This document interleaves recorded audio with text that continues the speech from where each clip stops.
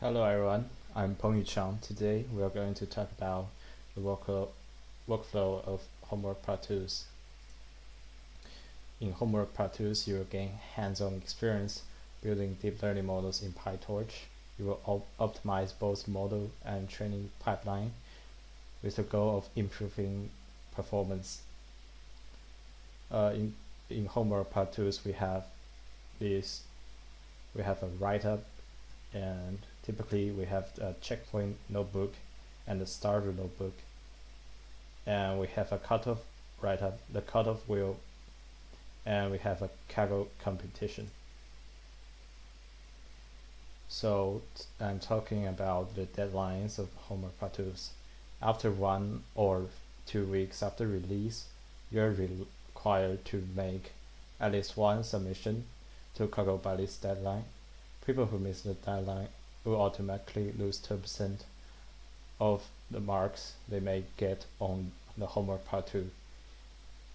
This is intended to encourage students to begin working their assignments early. Then we have the on-time deadline. We submit by this deadline are eligible for up to 5-point bonus point. These points will be computed between the high cutoff and highest performance obtained from the homework. Then we have the slack or late submission deadline. People have 10 slack days in total. If you decided to use your slack days, you can submit before the slack submission deadline. Okay, so a typical workflow of doing Homework Part-2s is that, first of all, you can read the write-ups and participate in our boot camps for the homeworks to understand what we are doing in this homework, and you can get some advice or some tips in doing the homework. Then you have to join the kaggle competition. The invitation link will be posted in Piazza. Then, thirdly, you need to aim for a very low cutoff and complete the multiple choice questions in the checkpoint notebook. And you need to run the checkpoint notebook in Colab and generate a submission JSON file.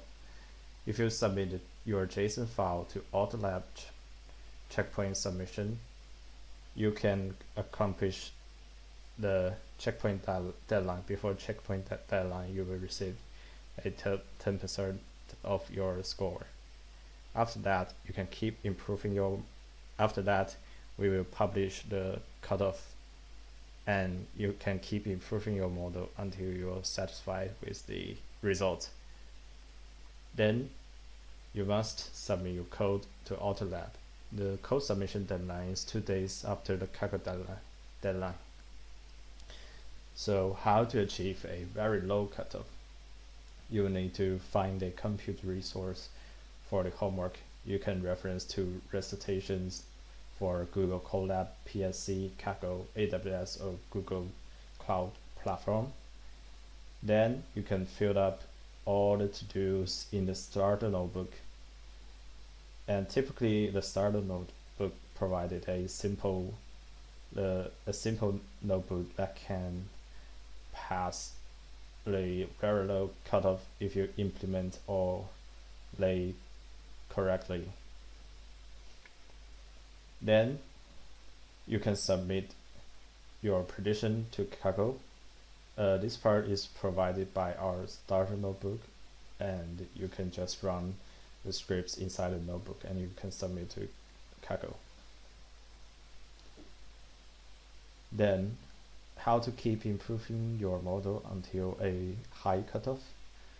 First of all, write-ups always help. In the write-up, we provide some useful tips and techniques on model architectures, loss functions, and data augmentation methods.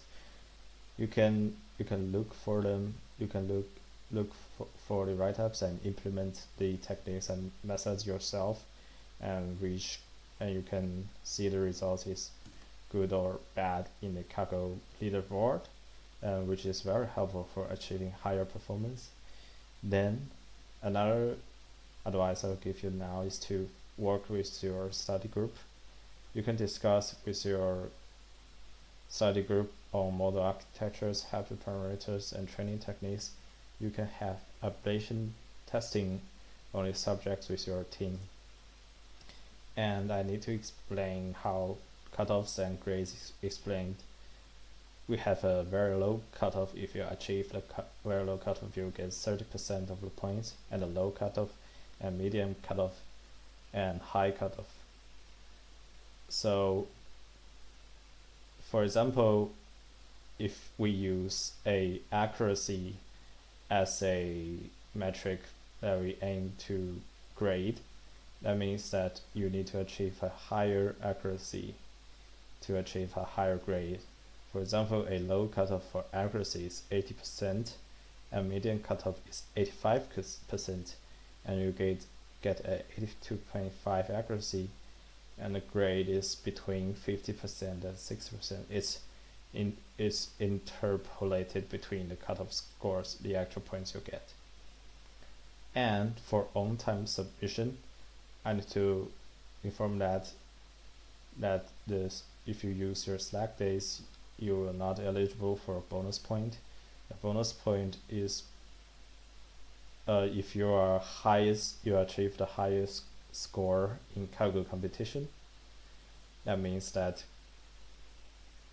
you can get 5% of the bonus point, and the bonus point will also be interpolated between the high cutoff and the first and the highest performance in kaggle competition. So in the kaggle competition, we have different competition for on-time submission and slack submission. If you decide to use your slack days, please join another slack submission. Will be also posted on Piazza after the on-time deadline. And the kaggle test sets include two parts: the public part and the private part. The public part comprises 40% of the total test data. The private portion is 60%. The kaggle leaderboard only shows the public score. Private scores will not be shown until the end of a competition. Your public and private scores may not be the same, although they will be similar unless you try to use a leaked data. So, but it may not be the same. So if you try to achieve a certain cutoff, you may need to make your public score a little bit higher than the cutoff that you are aiming for. So the score you obtain for the homework will be based on both scores.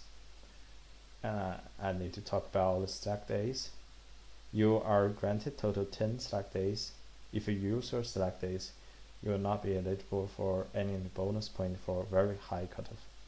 If your late days exceeded your total slack days, the slack days are counted for all the homework part 2s, and the homework part 1s you are not able to use slack days.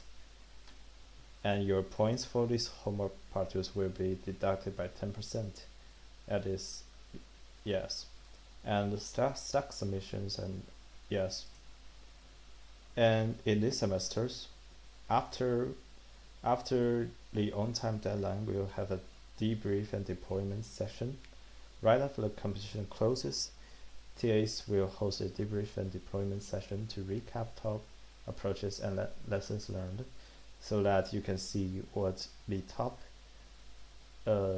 so that we can see how the top scorers do, what method do they use, what model do they use, how do they train their models, and what data augmentation techniques they used. And top performing students may be invited to share insights with the course team and help spread best practices. And if you're interested, you can present your solution to the class or have a TA present it on your behalf. Thank you, and that's all for HWpart-2's workflow